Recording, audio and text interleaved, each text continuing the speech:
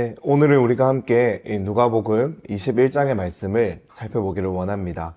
이 누가복음 21장은 다가올 종말과 이 예수님의 재림, 그리고 그 마지막 때를 살아가는 제자들과 이 주님의 백성들을 향한 경계의 말씀이 담겨 있습니다. 먼저 1절부터 4절은 이 가난한 과부의 헌금을 칭찬하시는 예수님의 말씀입니다. 어제 살펴본 이 20장 마지막 부분에서 이 서기관들의 탐욕에 대해서 경고하신 것과는 너무나도 참으로 대조되는 것을 우리가 볼 수 있게 됩니다. 예수님은 이 서기관들의 탐욕에 대해서 경고하신 후에 이 가난한 과부를 이 특별한 믿음의 모범으로 제시하고 있습니다. 21장 3절과 4절의 말씀을 함께 읽어보겠습니다. 이르시되 내가 참으로 너희에게 말하노니 이 가난한 과부가 다른 모든 사람보다 많이 넣었도다. 저들은 그 풍족한 중에서 헌금을 넣었거니와 이 과부는 그 가난한 중에서 자기가 가지고 있는 생활비 전부를 넣었느니라 하시니라. 이 가난한 과부가 넣은 두 렙돈은 한 고드란트인데요. 우리가 성경에서 자주 들어본 이 한 데나리온, 노동자의 하루 품삯이라고 볼 수 있는 이 한 데나리온이 곧 64 고드란트입니다. 그러니까 이 두 렙돈은 하루 품삯을 이 10만 원으로 계산한다면 대략 1,600원 정도에 해당하는 금액으로서 이 로마 시대의 최소 가치의 화폐를 의미합니다. 그러니까 이 과부가 지금 넣었던 헌금이 얼마나 적은 액수입니까? 이 금액은 부자들이 넣은 것과 부자들이 헌금한 것과는 비교할 수 없을 만큼 적은 금액입니다. 하지만 그녀는 이 가난한 와중에도 최선을 다해서 헌금을 드렸습니다.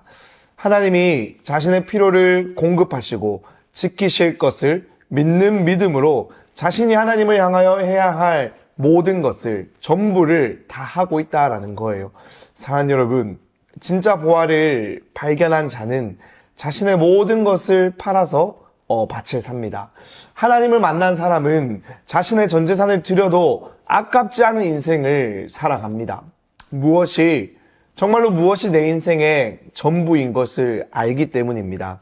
이러한 믿음이 우리 안에 확실하여져서 우리의 우선순위가 바르게 세워질 수 있게 되기를 간절히 소망합니다.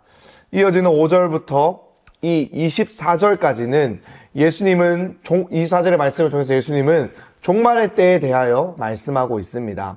이 예수님의 제자 중에 하나가 무심결에 이 성전의 위엄과 아름다움에 대하여 이야기를 하자 예수님은 그것과도 너무나도 다른 이 충격적인 종말의 때에 관한 이야기를 들려주십니다. 6절 말씀입니다. 너희 보는 이것들이 날이 이르면 돌 하나도 돌 위에 남지 않고 다 무너뜨려지리라. 이것이 얼마나 충격적인 이야기입니까? 이스라엘 백성들에게 있어서 이 성전은 얼마나 중요한 곳이었습니까? 하나님이 임재하시는 곳, 하나님이 자신들과 함께 있음을 자랑하며 하나님께 예배하는 곳이 바로 이 성전이 아니었습니까? 하지만 예수님이 예루살렘으로 입성하시면서 가장 먼저 하신 일이 무엇인가요? 바로 성전을 청결케 하신 것이었습니다.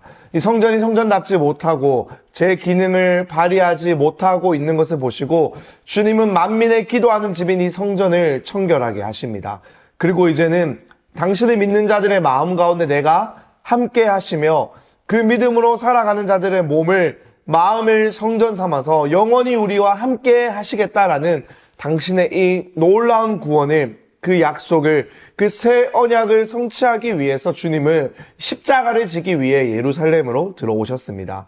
그러니 이 성전의 아름다움을, 그 외형을 바라보며 그 위엄을 바라보고 있는 제자들을 향해서 그것이 아님을, 저 성전은 곧 무너지게 되겠지만 진짜 성전이 이제 우리 마음 가운데 주를 모시며 이제는 우리가 성전으로 지어지게 될 것이다 라는 것을 알려주고 싶으셨던 거예요. 하지만 제자들은 전혀 이해하지 못합니다. 그래서 이렇게 물어요. 7절 말씀입니다. 그들이 물어 이르되 선생님이여 그러면 어느 때에 이런 일이 있겠사오며 이런 일이 일어나려 할 때 무슨 징조가 있사오리이까? 제자들의 이 질문에는 그렇다면 도대체 성전이 언제 파괴되는지 그 시기를 묻고자 함이었으며 동시에 이 성전이 무너지면 정말로 하나님의 나라, 예수님이 왕이 되어 통치하시는 그 로마의 압제에서 벗어나는 그러한 일이 일어날 것이기에 그 징조가 무엇인지, 그때가 언제인지를 궁금해하고 있었다라는 겁니다.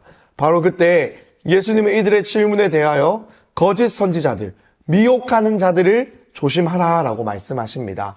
제자들이 알고 싶어하는 그때 그 징조를 알려주시는 것이 아니라 오히려 거짓 선지자들이 와서 지금이 바로 그때라고 말하는 이 미혹하는 것을 조심하라라고, 너희가 잡혀가 고난을 당하게 되더라도, 믿음 때문에 고난을 당하게 되더라도 그것을 두려워하지 말라고, 이미 너희 안에 있는 믿음이 이러한 어려움들을 능히 이겨낼 담대한 힘이 될 것이다 라고 우리 주님 말씀하고 계십니다.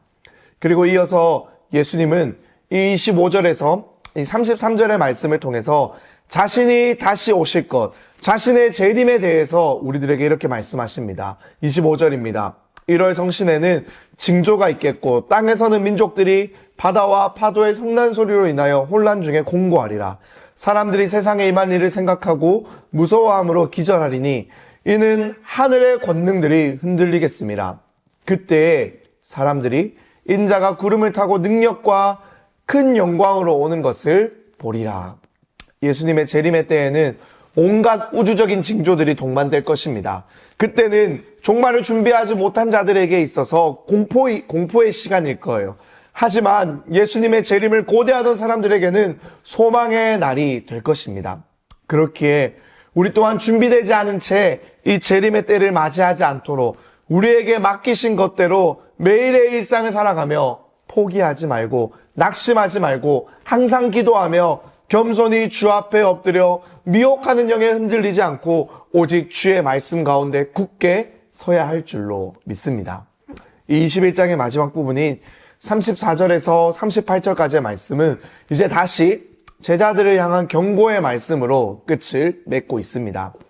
종말에 대한 교훈과 이 재림의 때에 일어날 일에 대한 일들에 대해서 말씀하여 주신 주님은 이제 제자들을 향해서 이 세상의 근심이나 쾌락으로 인해 진리, 특별히 우리 주님이 마지막 날에 이 세상을 심판하실 왕으로 오신다라는 것을 잊지 않도록 경계해야 한다라는 말씀으로 마무리를 하고 계십니다. 사랑하는 여러분, 우리 또한 지금 이 시대, 말세의 때를, 종말의 때를 지금 우리가 살아가고 있습니다. 우리 주님이 언제 오실지 우리는 알 수가 없지만 그렇다라고 해서 그 재림의 때가 지금은 아니다라고 생각하며 너무나도 안일한 마음과 태도로 살아가고 있진 않은지 돌아볼 수 있기를 원합니다. 또한 미혹의 영에 넘어가며 마치 지금이 곧 주님 재림하실 것처럼 우리가 그 악한 영들의 악한 소리에 넘어가 미혹되고 있진 않는지도 돌아볼 수 있기를 원합니다. 우리는 항상 주님의 때를, 다시 오실 그때를 준비하며 살아가야 하지만 그때와 그 시는 우리가 알 수 없기에 우리는 오늘 우리에게 맡기신 것대로, 주신 것대로 최선을 다하며 살아가는 믿음으로, 낙심하지 않고 날마다 기도하고 날마다 주님의 뜻을 구하며 살아가는 그 믿음으로 살아가는 우리가 될 수 있기를 간절히 소망합니다. 36절의 말씀 함께 읽고 오늘 달고나를 마무리하도록 하겠습니다. 36절입니다. 이러므로 너희는 장차 올 이 모든 일을 능히 피하고 인자 앞에 서도록 항상 기도하며 깨어 있으라 하시니라. 아멘. 기도하겠습니다. 하나님 아버지 감사합니다. 오늘도 우리에게 이 귀한 달고나의 말씀을 통하여 하나님의 마음을 깨달아 알게 하심에 감사합니다. 항상 깨어 있어 미혹되지 않게 하시고 하나님 아버지 당신이 다시 오실, 우리 주님 다시 오실 그때를 기다리며 준비하며 매일의 일상 우리에게 주신 것으로 최선을 다하며 살아갈 수 있는 그 믿음 우리에게 허락하여 주시옵소서. 예수님의 이름으로 기도드립니다. 아멘.